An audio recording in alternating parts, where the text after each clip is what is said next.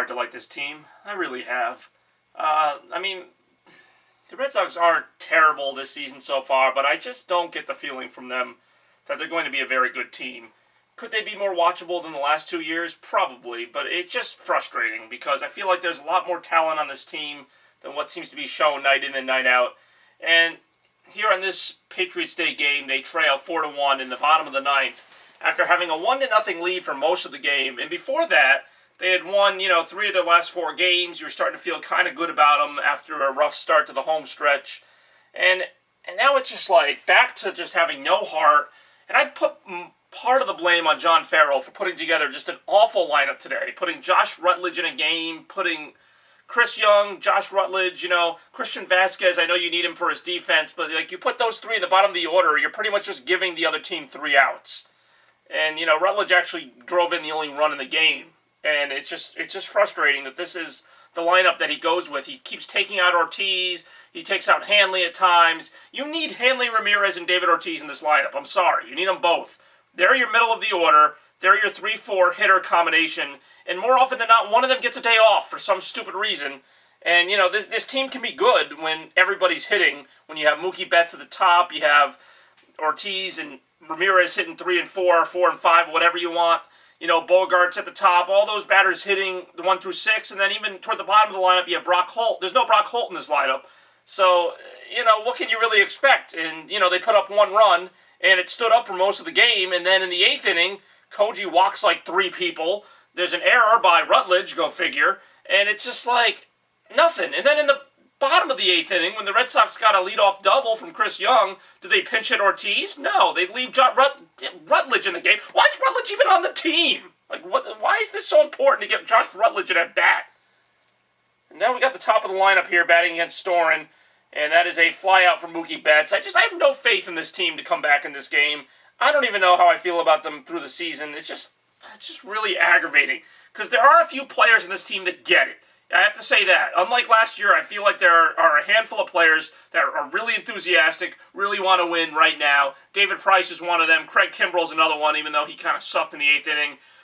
Dustin Pedroia, as always, a leader, always, doing his best in the field and at the plate to put on a good performance. David Ortiz in his last season, he wants it. Hanley Ramirez has stepped up, and he's playing a great first base and hitting well. And Hanley Ramirez isn't even at first base. He's the DH today, so that Ortiz can get a day off on his last Patriots Day game. I don't know why, but he is. But I feel like those guys get it. Even though more often than not they're getting sat down for days. Pedroia got the day off yesterday, so Marco Hernandez could get into the lineup. And let's see. Oh, Travis Shaw's pretty good. I like his effort. I like his willingness to go in there, play positions, and do what's got to be done to win. He's been a very pleasant surprise, but I don't know. It's just like those guys can't carry the whole team. The rest of the pitching staff has to do it. The rest of the position players have to do it, and it doesn't help that they keep taking out their main position players to put in Josh Rutledge and Chris Young. I mean, get a cohesive lineup together, because when you had those 1 through 9 hitting in the first 4 or 5 games of the season, they were hitting the ball very well. Even in games they lost, they were scoring 6 or 7 runs. This lineup scored 1 run today. Quite frankly, I'm surprised about that. J.A. Happ was very good today, I'll give him that, but I don't know. They're facing Drew Storen in the 9th. If this wasn't a 4-1 game, I might think they could win if it was like 2-1, but I don't see them getting 3 runs here. Not when they've gotten 3 hits the entire game. And it's just frustrating that it's another game like this, a chance to seize momentum, And now, for all I know, they could lose 4 or 5 in a row. I mean, this is the 2015 Red Sox all over again. They win a few, then they lose a few. Then they win a few, then they lose a lot. It's just like there's not enough spirit on this team to carry a long winning streak. Base hit from Pedroia, so that's their 4th hit of the day. Like I said, Pedroia I got no problems with. Ortiz I got no problems with. Ortiz is even in this game. John Farrell I have a lot of problems with for not pinch hitting David Ortiz in the 8th inning when you had a chance to get some runs. Instead of batting Josh Rutledge, put Ortiz at the plate or even Brock Holt. But no, he lets Rutledge hit. Rutledge looks at 3 strikes. That last inning was an epitome of the Red Sox these past couple seasons. They just watched fastball after fastball be strikes. I'm tired of them trying to be cute at the plate. Take a few pitches, wait for your pitch, foul this one off. You might not be able to foul them all off, and you might just strike out like Josh Rutledge did. And it's just really frustrating that this is the strategy.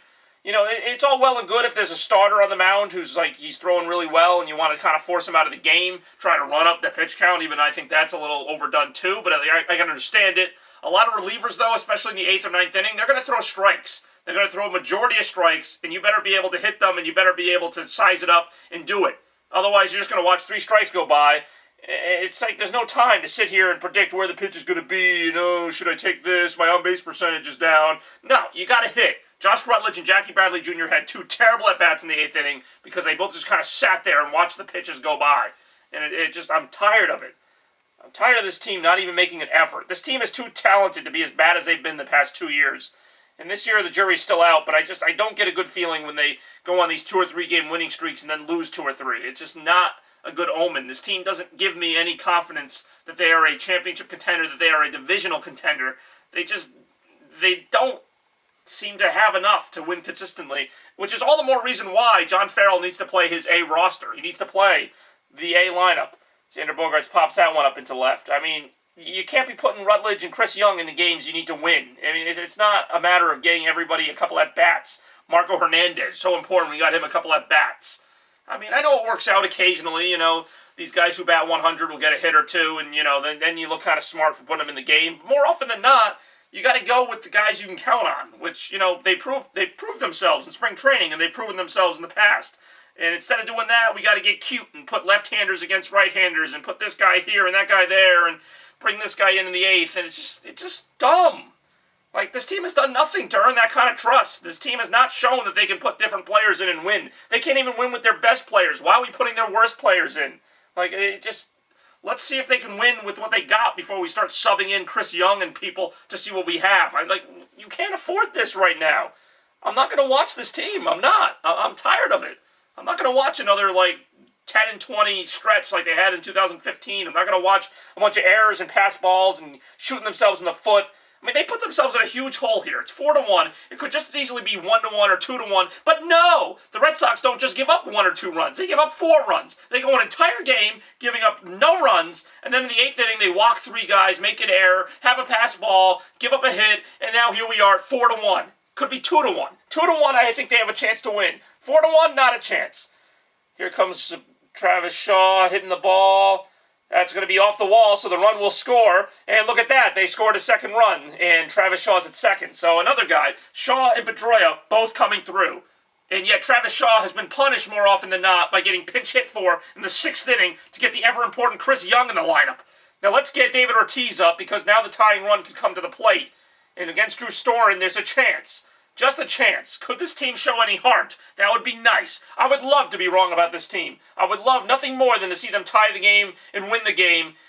But I can't. I can't get excited about this team after what I've seen the past 2 years and how they've approached things. Who's coming to the plate? Come on, Ortiz! Come on, Ortiz! For the love of God, if you're going to lose this game, lose it with your best hitter. Let's go, Ortiz! Ortiz and Ramirez are your best hitters. Well, Ramirez is up to bat. All right, well, you're not going to pinch hit Ramirez for Ortiz, but Ortiz is on the on-deck circle. So let's see what Ramirez can do. Takes a strike. That was a tough pitch, at least.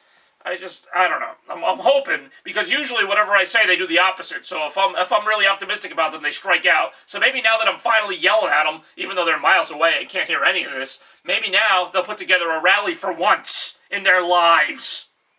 And I won't be ashamed to watch them. Ground ball up the middle, base hit! Travis Shaw coming around! And he scores! 4-3, and Big Poppy's coming to the plate! Come on. See, now I'm getting excited, so now they're going to just put the dagger in. 2 outs in the inning, so Ortiz has to get a hit here to keep the game going. Has to reach base, hopefully with a home run. Come on, Big Poppy! Get your 1 at-bat in your last Patriots Day game and make it count. Against Drew Storen in the Toronto Blue Jays. This would be an all-time classic if I'm here slamming the Red Sox and they find a way to win this game, but I'm not getting my hopes up yet. It's discouraging in a way that the Red Sox couldn't, cough up less runs in the 8th. But, it is what it is.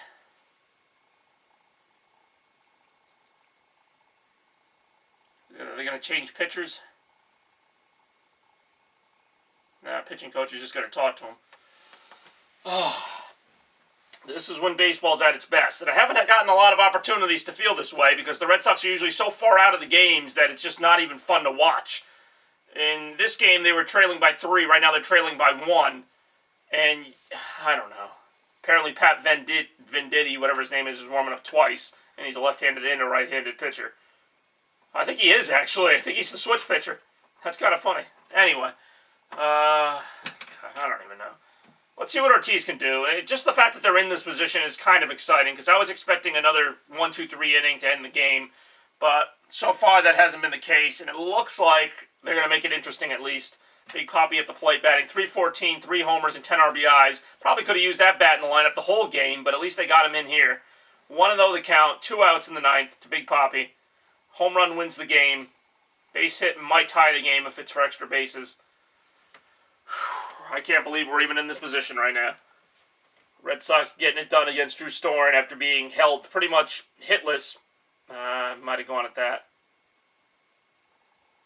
I don't know if Ortiz went or if he checked his swing there. Give me some reason to watch the team. Even if they don't win the game, just make me want to see them. Now they're getting Brock Holt up. See, now they wait too long. Even last season they played well, but it was too late. Like, they just don't get it when they need to get it. They wait until they're losing the game or until they're way out of it. And, this is a chance to maybe prove some people wrong here. 1-1 the count. Big Papi fouls that off. It's 1-2. This is a chance.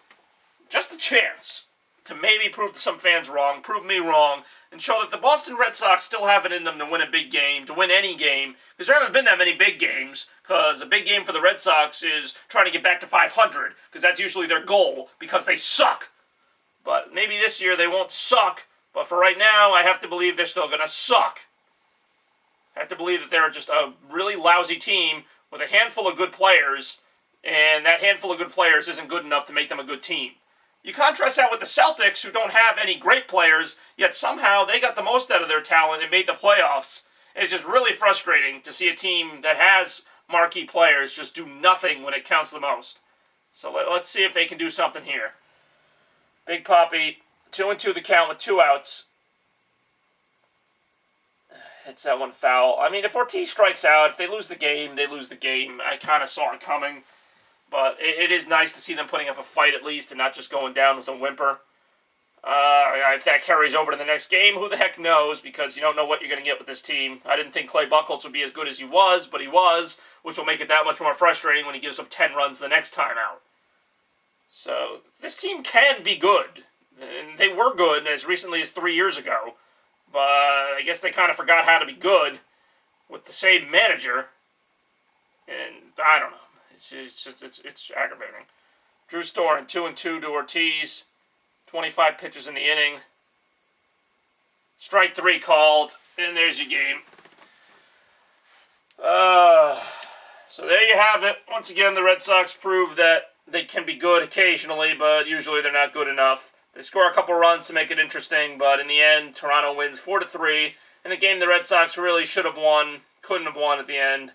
Ortiz taking the last pitch for strike 3, and what can I say? Another disappointment, but can't say I didn't see it coming. So there you go. Red Sox lose on Patriots Day, 4-3, and they are 6-6 on the season, which means that they are good about as often as they are bad. So thanks for watching. Hopefully there'll be more to celebrate as the season goes on, but right now just a little frustrated. It's a Red Sox show why they are not a very good baseball team. Good night.